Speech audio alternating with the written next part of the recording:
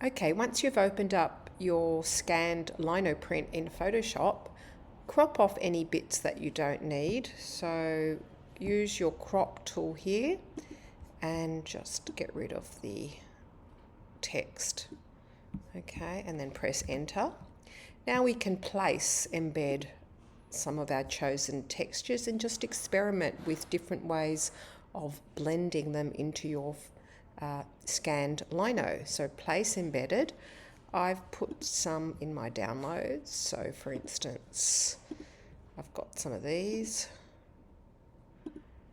Okay. Might try this rusty photo. Place. Okay. I can spin that around. Okay, like that. And then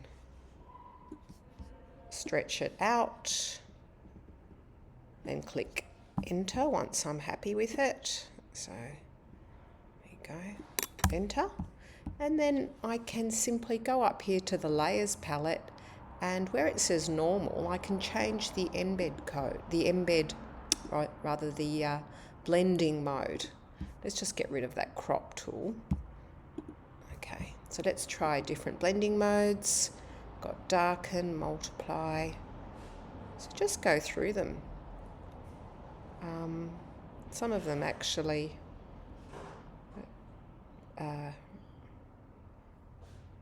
blend right in, and others create a really interesting texture. So try some different blending modes. I think I might just go for hard light, and I might put a bit of text here as well. So file, place embedded, and Barnos did some text earlier on in the year. Let's place that on. We'll turn it round. I actually don't want all of this text. I might just put that here. Click enter. Get the eraser and get rid of anything you don't want. So there's your eraser there. You'll notice that it's going to say it's rasterized. It's not rasterized yet. It's a smart object. When you see these little boxes on your layer, that means it's not rasterized.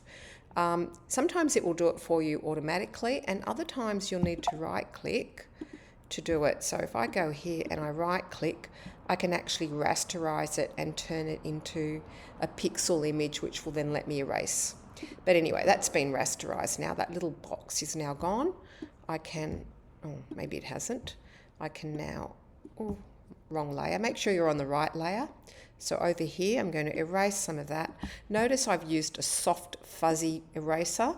When you pick the eraser, it gives you various options.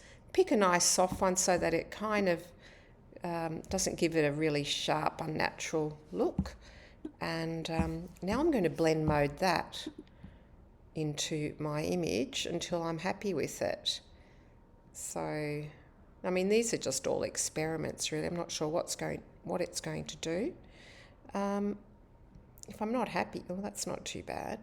If I'm not happy with it, I can always move it around. So I've got a little bit of text there.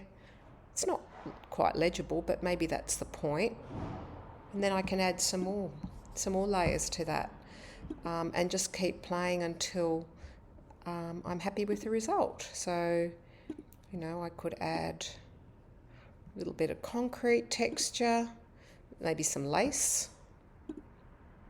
Okay, and I don't have to put it everywhere. I can just use a little bit, click enter, get rid of some of that. So erase some of that again.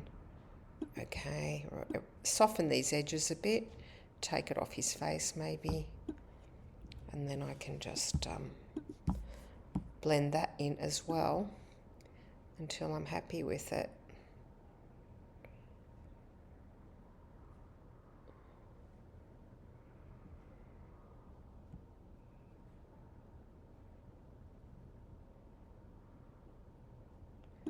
Don't mind that. I can even move it around, see what it does if it's moved somewhere else. Anyway, so have a go at that, and when you save it as a Photoshop file as well as a JPEG.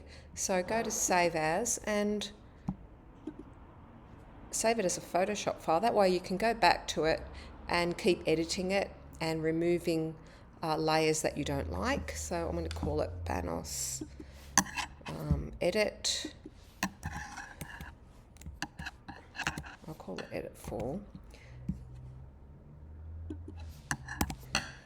Save. And I'm also going to save it as a JPEG. So File, Save a Copy. So when you want to save it as a JPEG, go to Save a Copy and change that to JPEG. And that way you can upload the JPEG on Canvas. Great. So have fun with that. And yeah, I'll see you in class. Bye.